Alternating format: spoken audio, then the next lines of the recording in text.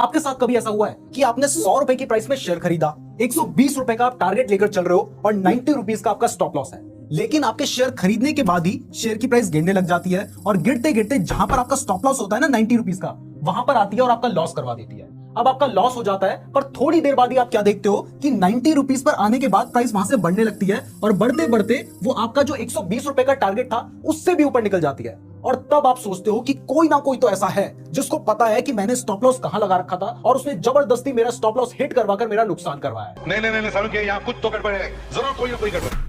तो ऐसा आपके साथ क्यों होता है? स्टॉप लॉस आपको लगाना चाहिए, नहीं लगाना चाहिए, और इसको आप कैसे रोक सकते हैं, यही आज मैं आपको इस वीडियो में बताने जा रहा हूं। लेकिन उससे पहले कमेंट करके बताना कि क्या आपके साथ ऐसा हुआ है, और इस तरीके की और वीडियोस देखना चाहते हो तो चैनल को जरूर सब्सक्राइब कर लेना। तो चलिए सबसे पहले समझते हैं कि स्टॉप लॉस क्या होता है। तो देखो, नाम से ही समझ आ रहा है, स्टॉप लॉस का मतलब है अपने लॉस को रोकना। और इसमें अगर मान लीजिए कभी आपने शेयर खरीद रखा है, आपने ट्रेड ले रखा है, और आपकी ट्रेड लेने के बाद आपने जैसा सोचा था वैसा नहीं हुआ और शेयर की प्राइस गिरने लग जाती है, तो क्योंकि आपने एक बहुत बड़ा पैसा उस ट्रेड में लगा रखा होगा, हो सकता है आपने 1 लाख रुपए लगा रखे हो, तो ऐसे में अगर शेयर की प्राइस अचानक से बहुत ज्यादा गिर जाएगी तो आपका सारा पैसा खत्म हो जाएगा।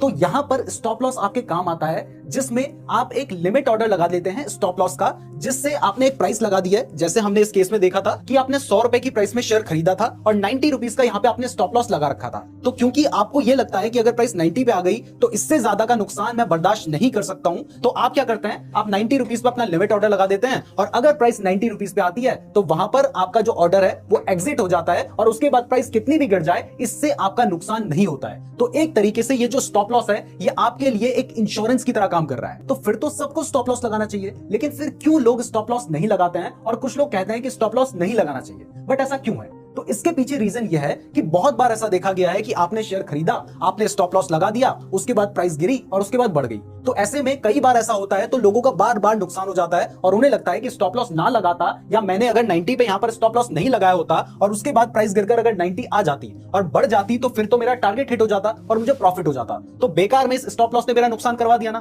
तो इसका मतलब ये बुरी चीज है।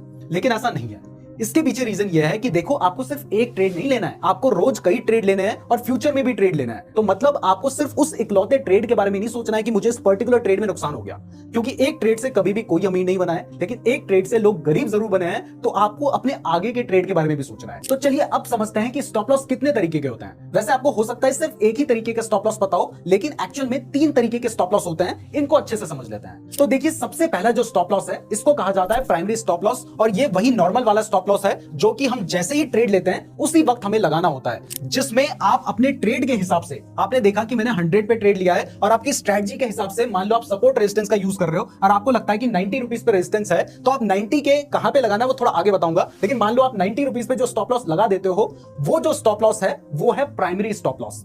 अब इसके बाद जो हमारा सेकंड टाइप का स्टॉप लॉस है ना, वो हमें तब लगाना होता है जब हमें प्रॉफिट हो रहा हो। अब मान लीजिए आपने यहां पर शेयर बाय किया, अब बाय करने के बाद आपकी किस्मत बुरी नहीं थी इसलिए प्राइस गिरी नहीं, या फिर आपकी जो स्ट्रैटेजी थी वो बुरी नहीं थी इसलिए प्राइस नहीं गिरी और वो बढ़ने लग गई। अब बढ़ते बढ़ते प्राइस जो है वो 110 रुपीज पर जा चुकी है।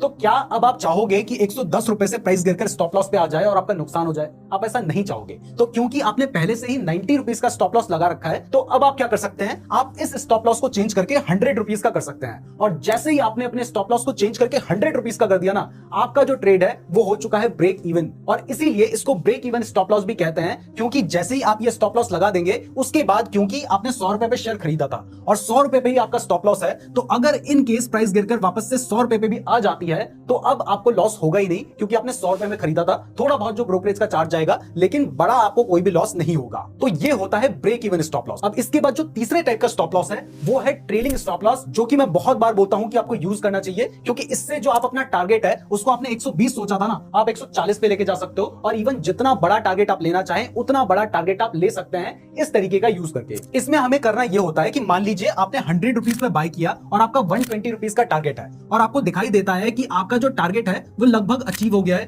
तो नॉर्मल केस में आप यहां पर अपना जो शेयर है उसको बेच देते या अपने ट्रेड को एग्जिट कर लेते, और यहां पर शेयर पर आप 20 रुपए का प्रॉफिट कमाकर निकल जाते। लेकिन कई बार आप देखते हैं कि उसके बाद जो शेयर की प्राइस है वो बढ़कर 130 या फिर 140 और कई बार तो 150 भी चली गई। तो कहां आपने 100 में खरीदा था और आप 150 तक का प्रॉफिट ले सकते थे, लेकिन आपने 120 में ही उसको छोड़ दिया और एक बड़ा जो प्रॉफिट आपके हाथ में आ सकता था वो आपके हाथ से निकल गया।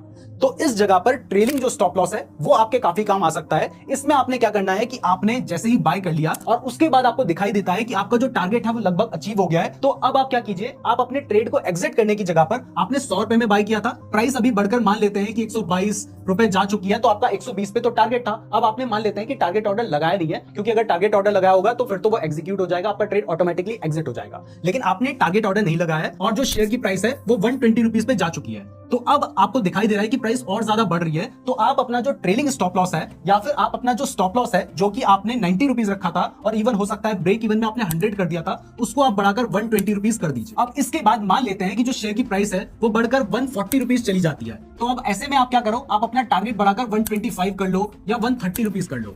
अब ऐसे में होगा क्या कि अब अगर मान लीजिए 140 से प्राइस गिरकर आती है ना, तो भी आपका जो ट्रेड है वो 130 पे एग्जिट होगा। अब हो सकता है इसके बाद प्राइस और बढ़कर 150 चली जाए, तो आप वहां पर अपना जो स्टॉप लॉस है उसको बढ़ाकर 140 कर दो, और ऐसे जैसे जैसे प्राइस बढ़ती चली जाए आप अपना स्टॉप लॉस भी बस उसके पीछे लगाकर रखो, और जितनी प्राइस बढ़ती जाएगी इतना ज्यादा ही आप टारगेट यहां से अचीव कर पाएंगे। तो ये आपके टारगेट्स को बड़ा करने में काफी हेल्प करेगा। कई बार जो आप 4 या 5 ट्रेड में कमाते थे वो इसकी हेल्प से सिर्फ एक ट्रेड में कमा पाएंगे। इसी बात पर वीडियो को लाइक कर देना, और हाँ, अभी तक हमारे चैनल को सब्सक्राइब नहीं किया है तो सब्सक्राइब जरूर कर देना। अब इसके बाद हम रिस्क टू रिवॉर्ड रेशियो को समझेंगे, और उसके बाद लास्ट में मैं आपको बताऊंगा कि सही तरीके से आपको कहां पर अपना स्टॉप लॉस लगाना चाहिए, जिससे आपका जो गलत स्टॉप लॉस हिट होता है उसके हिट होने के चांसेस कम हो जाएं। रिस्क टू रिवॉर्ड रेशियो कोई डिफरेंट चीज नहीं है जो मैं आपको समझाने जा रहा हूं, ये स्टॉप लॉस से बहुत ही ज्यादा रिलेटेड है और इवन टारगेट से भी बहुत ज्यादा जुड़ा हुआ है। तो बेसिकली जब भी आप ट्रेडिंग करते हैं तो ट्रेडिंग में लोगों को लॉस इसलिए होता है क्योंकि उनके जो स्टॉप लॉस होते हैं वो बहुत बड़े होते हैं, टारगेट जो होते हैं वो बहुत छोटे होते हैं, और ऐसा इसलिए होता है क्योंकि उन्हें रिस्क टू रिवॉर्ड रेशियो का जो कंसेप्ट है वो पता ही नहीं होता है। तो रिस्क टू रिवॉर्ड रेशियो का मतलब है कि आप एक ट्रेड में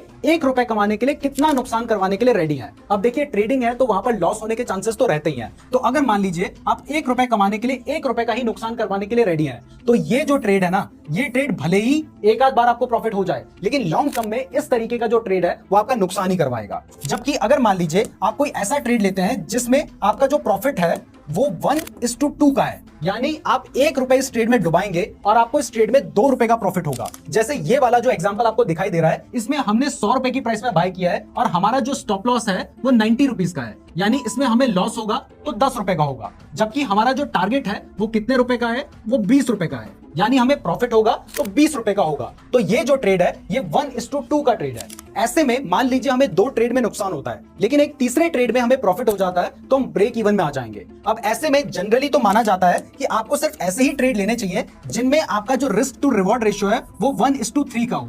यानी अगर मान लीजिए आप किसी ट्रेड में 10 रुपए का नुकसान करवाने के लिए रेडी हैं, तो उस ट्रेड में आपको कम से कम 30 रुपए का प्रॉफिट होने के चांसेस होने चाहिए। अगर ऐसा होगा तो मान लीजिए 2 ट्रेड में आपने लॉस करवाया, तो तीसरे ट्रेड में अगर आपको प्रॉफिट हो गया, तो 2 ट्रेड में आपने 20 रुपए का नुकसान करवाया था, तीसरे ट्रेड में अगर आपका टारगेट हिट हो जाता है तो वहां पर आपको 30 रुपए का प्रॉफिट होगा। तो 3 में से 2 ट्रेड में नुकसान हुआ, 1 ट्रेड में आपको प्रॉफिट हुआ, लेकिन उसके बाद भी आप प्रॉफिट में हैं। तो हमेशा इस बात का ध्यान रखें कि आप जो ट्रेड ले रहे हैं उसमें रिस्क टू रिवॉर्ड रेशियो कम से कम 1:2 तो हो ही, और अगर बेटर है तो 1:3 हो। और ये आपको पता कैसे चलेगा कि मेरे ट्रेड के हिसाब से मुझे 1:2 लेना चाहिए या 1:3 लेना चाहिए, तो ये आपको पता चलेगा आपकी स्ट्रेटजी के हिसाब से। एग्जांपल के लिए मान लेते हैं कि आप डब्ल्यू पैटर्न के बेसिस पर ट्रेड करने की सोच रहे हो, जिसमें आपका जो स्टॉप लॉस है वो आपने यहां पर रखा है और आपने बाय किया है यहां पर।